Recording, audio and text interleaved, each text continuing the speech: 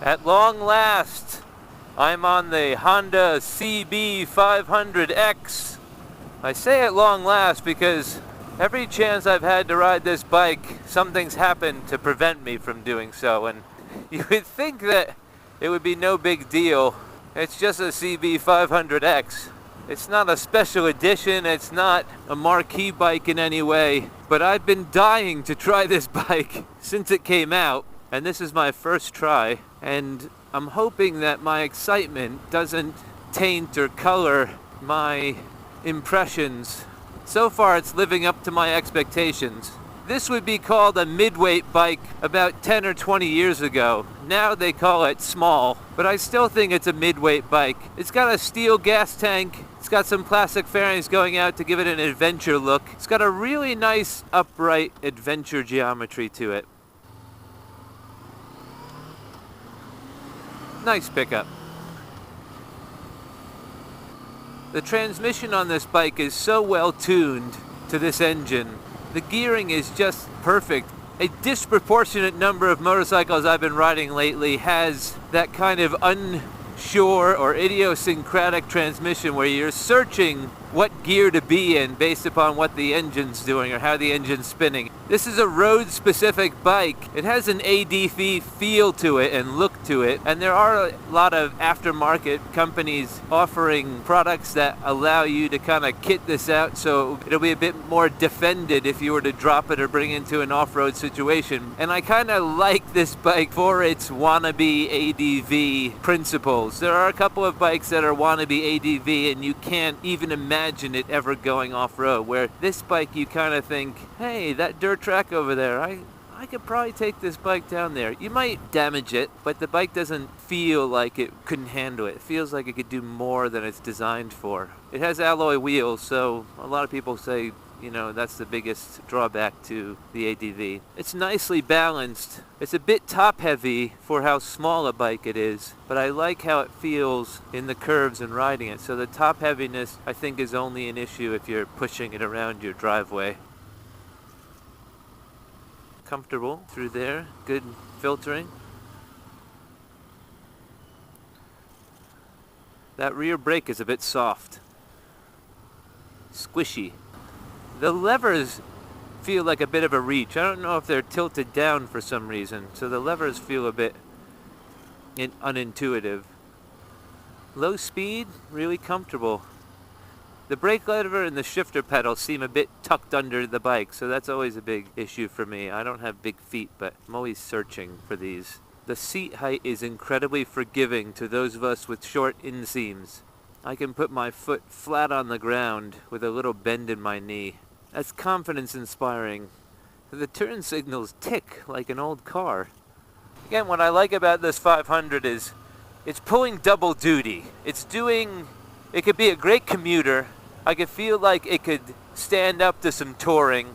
And when pushed, I think you could do some dirt tracks, fire roads, and do a little light off-roading on it. I mean, standing up on it is so comfortable. And actually, hugging this tank is a lot more confidence inspiring than it was on the Africa Twin that I tried. So a multi-purpose bike. Not everyone can have more than one bike. Having a bike that can pull double duty. And it's got the power you need if you need to overtake. Let's see what it feels like in the rain, I guess. Of course something would happen. Finally get out on the bike. Windshield is a good height. It's a narrow bike, but you know, I'm feeling pretty protected from the elements behind it. Ah, rainy motorcycle ride. Well, the snow had just melted. The sun was out. I said, let's go for a motorcycle ride. Figures, rode right into a cloud. There's no traction control settings on this, but I feel comfortable in this rainy weather. The handlebars come up and away from the triple trees, and it's to a comfortable position. My arms have a nice bend in them. I feel like I can control the bike. Again, standing up was comfortable. I don't like the budget style indicators, the turn signals seem really cheap, and I'd probably change those out. They also seem pretty vulnerable if I was to drop this thing. Everything else seems pretty formidable. I do like the setup of the cockpit. I like how that's set in there. There's an open space here. I was riding a couple of bikes where they try to hide what's inside behind plastic or fairings or cowlings, and you're trying to make up for the fact that it's a small bike. Don't make up for the fact that it's a small bike. Let's see the working parts. Let's see the moving parts. Really well geared. The suspension is surprisingly comfortable. It's not too soft. It's not too stiff. It has that nice in-between feel to it. That nice kind of well-tuned all-around feel. It's soft. Hitting those speed bumps, you're not getting jarred like a couple of other bikes I've ridden. So it has a really well kind of mellow tuning to it. Generally the tuning on this bike is spot on. Everything seems to be spot on, except for that squishy rear brake. So far, this is a great all-around bike. Vibrations are low. I mean, I'm not really getting the bike very fast just yet, but the vibrations around 3,000, 4,000 RPMs are minimal. The seat's really comfortable. The seat is nice and plush. Feels like there's a lot of maneuverability across the seat as well. There are motorcycles that come out few and far between that are the kind of hidden gems of that generation of motorcycle. And I think this is the hidden gem of this decade so far. I mean, we're coming to the end of the decade, so it could be the hidden gem of the entire decade. But we're at this threshold point where all these bikes are being inundated with all of this extra technology, this trickle-down technology from the automobile industry. And it's getting plunked into motorcycles, for better or for worse. But this motorcycle is, I think, just about as pure as you can get for a mid-weight sport tourer. There are a few things that feel budget to this. The side view mirrors feel a bit budget. The handlebars feel a bit budget. Feel like they'll bend drastically if I was to drop this bike. Like I said, the indicators feel budget. The rest of the bike has a premium quality. Not premium as in high-end, but it has a premium quality to it that feels like it's a little more valuable than what you're paying for it. There's a little more added value to the quality of the componentry. I do like the simplicity of the cockpit, and the display does what it needs to do, and there's a lot of kind of lights that are hidden behind the tinting. So it seems like it's going to do what it needs to do, but it's not overkill, but it's not too streamlined that it feels like it's trying too hard. I think that's what I like about this bike. It's not trying too hard in any one area. I'm a motorcycle, and the platform is so solid that Honda has put 3 different iterations on this, actually 4 if you count the Rebel, so 4 different iterations on this thing, that it can really do whatever you want it to do. This motorcycle at its heart is an all-arounder. It can be a sport bike, it can be a naked city bike, it could be a cruiser, and it could be a sport tourer / ADV bike. And that says something pretty important about the foundations of this motorcycle. And this styling is the styling that I tend to lean towards these days. Might be my middle age, but I'm leaning towards this style of bike, and it fits perfectly in here.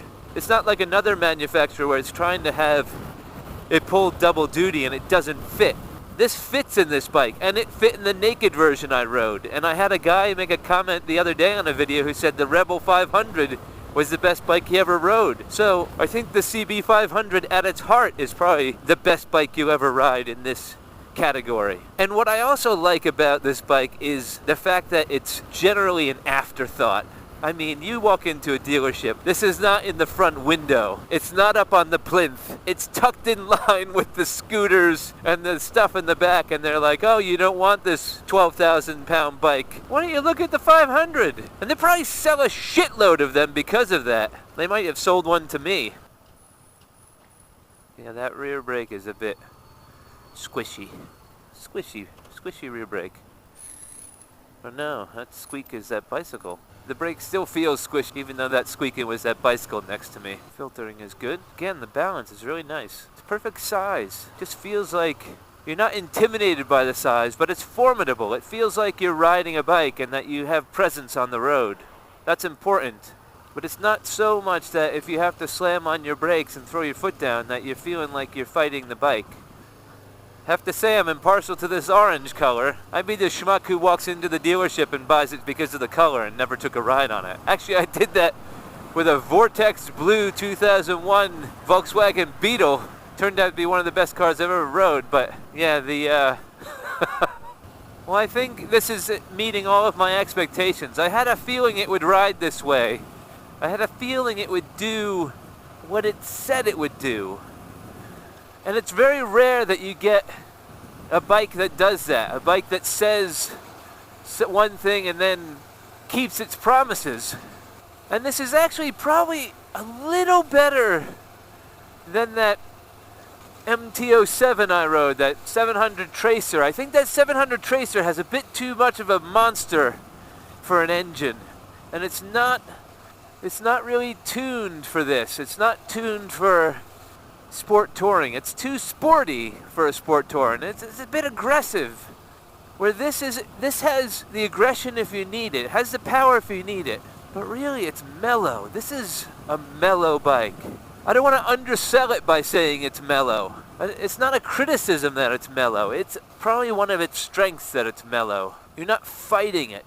It's waiting for you to give it instructions, and it's following those instructions. And if you really want to push it, think you can. But it's not begging you to push it. It's not forcing you to push it.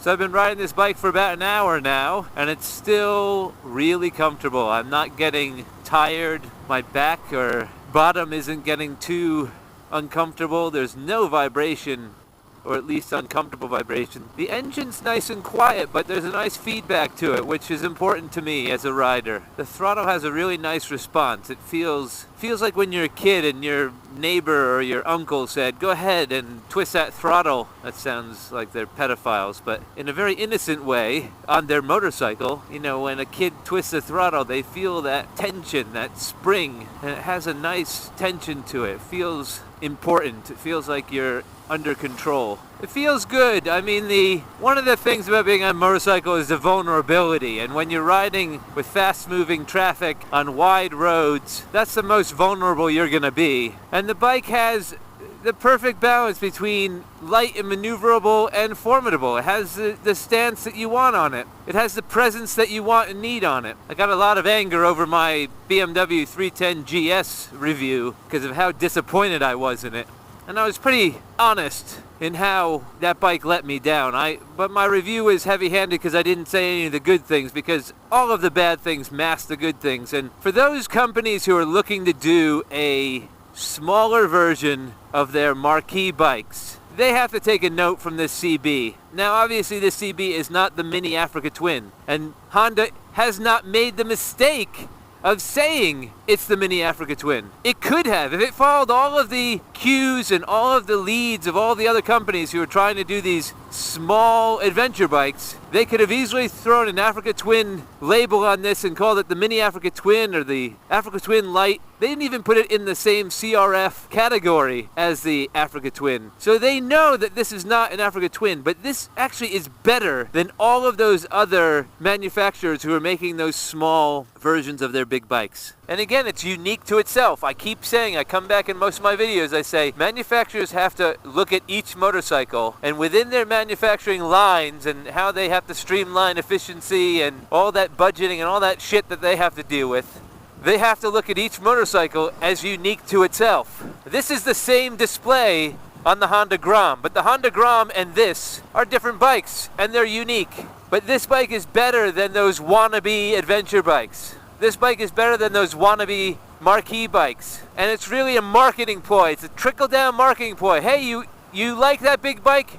You can't afford it. You can't ride it. It's not practical for you. We're going to put that badge on this little piece of crap, and we're going to sell a whole bunch in the developing world. And a lot of the religious followers are going to be apologetic to how poor it meets the standard set for the Big Brother. But this bike is unique to itself. It's not trying to be something it's not. And it's better than all of those other bikes. If you like that video and you want to see more like them, hit like, share, and subscribe.